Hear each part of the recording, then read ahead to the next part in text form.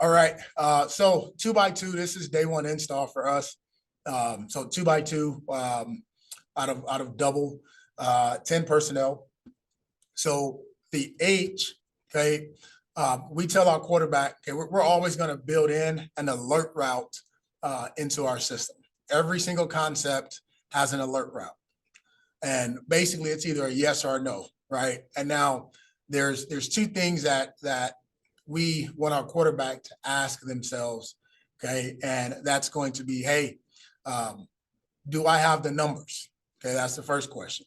Okay, if it's a one-on-one or two-on-two matchup, yes, we got the numbers. Second question is, do I like the leverage? Okay, if I don't like the leverage, all right, then I'm just going to go ahead and post-snap read this thing. All right, so let's say, for example, you got the free safety here, all right, and we're getting a too high look, okay? So quarterback is going to read the left safety. I don't get into a ton of details of, free safety, strong safety, weak safety, especially not with a high school quarterback.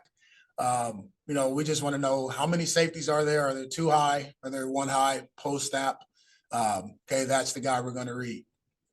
So as I mentioned earlier, if that safety is squatting, then we want to go ahead and throw the ball on our third step as soon as our foot hits the ground, our third step.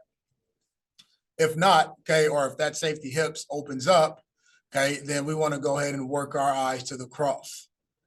Okay, if for whatever reason that cross is not open or we don't like it, okay, then we're going to go ahead and work our eyes back to the dig. Okay. Let me get rid of that. Okay. Coach, there is a question that popped up if you want to take it. Yep, absolutely.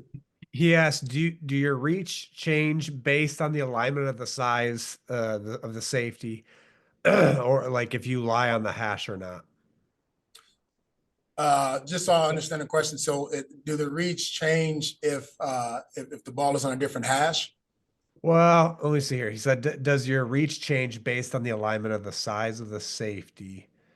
If you lie on the hash or not. So yeah. essentially, no, our reads will only change is if there's two high or one high. If it's a single high safety, and we're talking post snap, we'll get some teams that will play that will try to disguise coverage, their role. And so we don't really truly care about, pre-snap coverage. We're more so looking at post-snap. And so if they roll to a single high, then yes, his reads will change. So if it's a single high, you're probably going to get, basically a cover three or man situation. So if it's a cover three look or if it's single high look, then we're going to cancel that take two. And his eyes are going to immediately look to throw the cross, and then we'll work to the dig, and then we'll work over here to the running back flare route. So essentially, if you think about it, okay, we want to try to get this window, but now we're just going to play a game with this curl flat defender here. Okay, and so we're just going to make him choose if it's a single high look. If it's a two high look, you're typically going to get a cover two or quarters. So that's pretty much why we won't, those are the only two situations where the reads will change. Hopefully that answers your question though. Perfect. Thanks, Coach. Appreciate that. Yep, no problem. All right, let's see, where did I leave off here? So we talked about the take two, the alert. So the cross again, we're going to get under the Sam over the mic. There's situations where, as I mentioned earlier, if this mic drops, okay, we can go ahead and sit here and just make it an OTB. If that mic continues to, his job is to wall this guy off. Okay, so I'll kind of go over the coaching point of how we teach our guy. So that mic's job is to wall off, anything coming to his hip. So his path, his angle of departure, okay, has to be on the inside. So if this was the mic's inside shoulder, his angle of departure has to be aiming at that. We want the mic to step down, okay, and then we can go in and sneak behind it, okay? So that's the number one coaching point that we'll go over on day one. And then after that, okay, the second most important coaching point is that for the cross is we don't want them to look until they pass the hash. Okay. Anytime you look back for a football, you are going to slow down. And so I'll kind of talk about another detail that we teach our X. But anytime you look for that ball, you're going to slow down. So we want them to just, eye the mic, eye the safety, or see the safety through the mic, and just kind of start getting a feel for where that window is going to open up for them. They can snap this off. Okay. They can snap it here if they needed to. Okay. Or sometimes, if we have a guy that's pretty smart, he can take it vertical. So truly just all depends. That's why we like having just one guy run that. One quick thing I want to talk about, this take two before I move over to the dig, is once he takes his fourth outside step, I think this is one detail that is lost, or a lost art when it comes to playing receiver, is receivers immediately, as soon as they plant, they want to snap their eyes back and look for the ball. Okay. And as I mentioned, if you're a track guy and you're taught not to turn and look, at the guy you're running next to, look forward, look straight. So what we tell them is, hey, listen, once you get to that fourth outside step, your eyes got to look at your landmark. So again, 40 yards from the hash. Okay. So they should find their landmark before the ball is snapped. And they're going to look 40 yards from the hash as soon as they get to the fourth outside step. And then we tell them eyes to the sky. So if I'm running my route, I stick, find my landmark, and then I look up for the ball versus looking back. Okay. So I think that's a very important detail that's lost, is receivers always want to look back for the ball, as soon as they plant. So for our dig route, as I mentioned, 4 outside steps here. Okay. So if this Sam drops, okay, he can curl into this window. All right.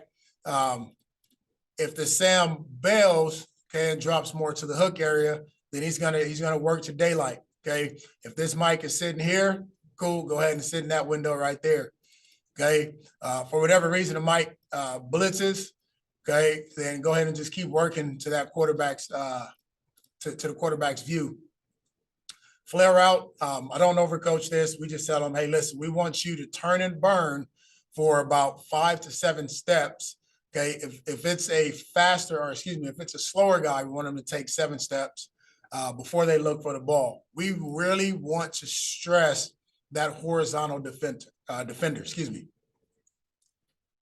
All right. So I'll get into some film here. So this was us last year in the state championship game when I was at Centennial. So I believe it's third down situation right here, just touching the red zone. So our quarterback is going to look out here. Okay. He's going to see this, but then he's also going to always ask himself, okay, those 2 questions. One, do I like the numbers? And do I like the leverage? If I like both of those, then the answer is yes. I'm going to throw that. Okay. So you'll see our quarterback, he'll catch it. Okay. And then just rip it here. Okay. And that's an easy pitch and catch for us. Okay. Easy first down. Excuse me. That's a easy pitch and catch for us. Easy first down. Okay. Get the ball, get out of bounds. Okay. So to me, that's that again, we're always going to take that. There's times where, we're looking on film, we're like, man, that X was open or the cross was open, but we're always going to take the guaranteed pitch and catch 100% of the time. So here's another one here. Make sure these are off. So here's another one here where, the quarterback is going to ask, hey, do I like the leverage or do I like the numbers? Yes, 2-on-2 situation. And do I like the leverage? So leverage is outside shade. Okay. In my personal opinion, okay, if you have a receiver that can run a route and he understands, I'm going to give myself a 2-way go, which is what we teach our guys. To always give yourself a 2-way go. Then the answer to that second question is a yes, meaning do I like the leverage? Yes, because I know my receiver is going to go ahead and give me a 2-way go. Okay, so you'll see here, okay, a very subtle move by that receiver. Okay, he'll go ahead and step outside. Okay, all right, now we drop the ball here, but as you see, an easy pitch and catch again. Do I like the leverage or do I like the numbers? Do I like the leverage? Okay, then it's a yes, and that should be a guaranteed pitch and